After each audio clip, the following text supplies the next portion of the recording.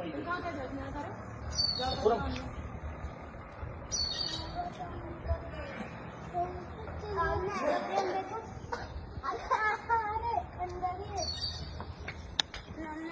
जिनेंद्र।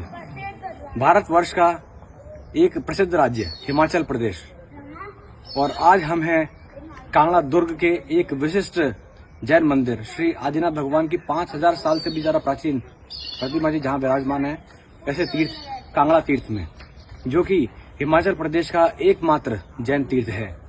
यहाँ पे आज से हजारों साल पूर्व कचोट राजा का शासन हुआ करता था, जो कि एक जैन राजा ही थे। इस किले पर मुगलों, अंग्रेजों और विभिन्न सनातन धर्मियों का शासनकाल रहा। हजारों साल तक इस किले ने विध्वंस देखे। आप पीछे की ओर देख पाएंगे कि यहाँ के अवशेष जहाँ तहाँ फैले हुए हैं। ये पहले एक बड़ा जनालय हुआ करता था।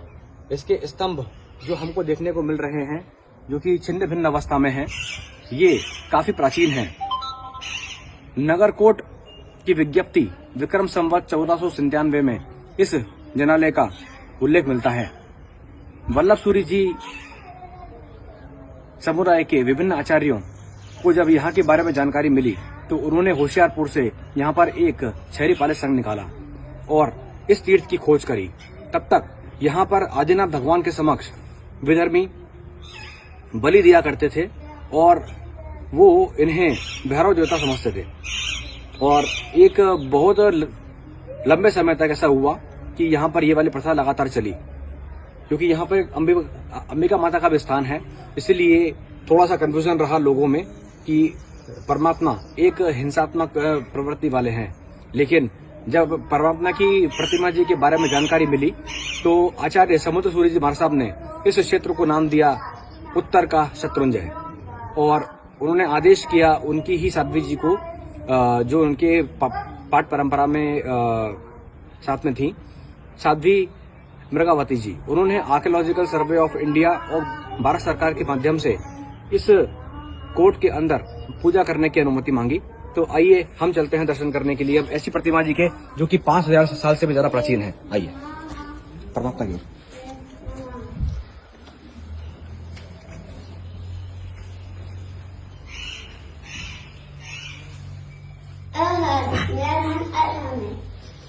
परमात्मा की ये प्रतिमा जी करीबन 5000 साल के आसपास प्राचीन मानी जाती है और लंगोट युक्त और केश युक्त ये प्रतिमा जी है। परमात्मा के कान के नीचे यदि आप ध्यान से देखेंगे तो जूम करने के माध्यम से मालूम पड़ेगा कि केश भगवान के बड़े हुए हैं। आदिनाथ भगवान के बाल नॉर्मली हमको देखने को मिलते हैं प्राचीन प्रतिमा जी के अंदर, और इतना बड़ा लांछन कहीं भी देखने को नहीं मिलता।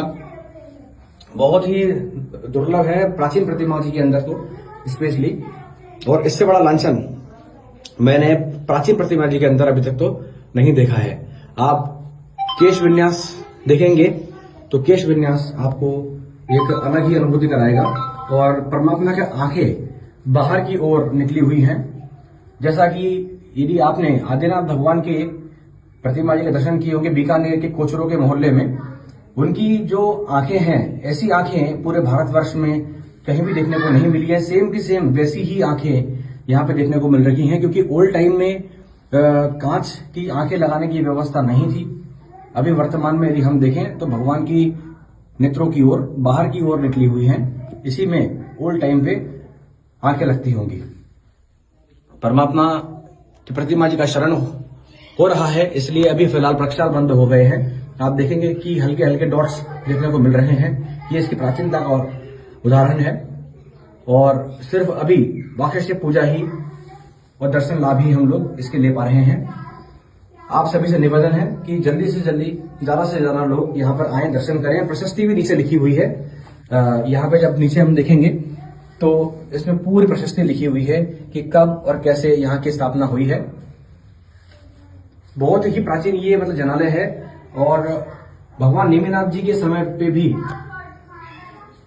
यहाँ पे नजदीक में आदिनाथ भगवान जी की ही प्रतिमा जी का उल्लेख मिलता है स्थापना का। तो ये चीज की संभावना है कि ये प्रतिमा जी उस समय की भी हो सकती है, लेकिन नेमिनाथ भगवान को ऑलरेडी बहुत ज्यादा समय हो चुका है, इसलिए ये संभावना थोड़ी सी धूमिल है, लेकिन संभावना हो सकती है। जिन शासन के तो बहुत सारे चमत्कार हैं।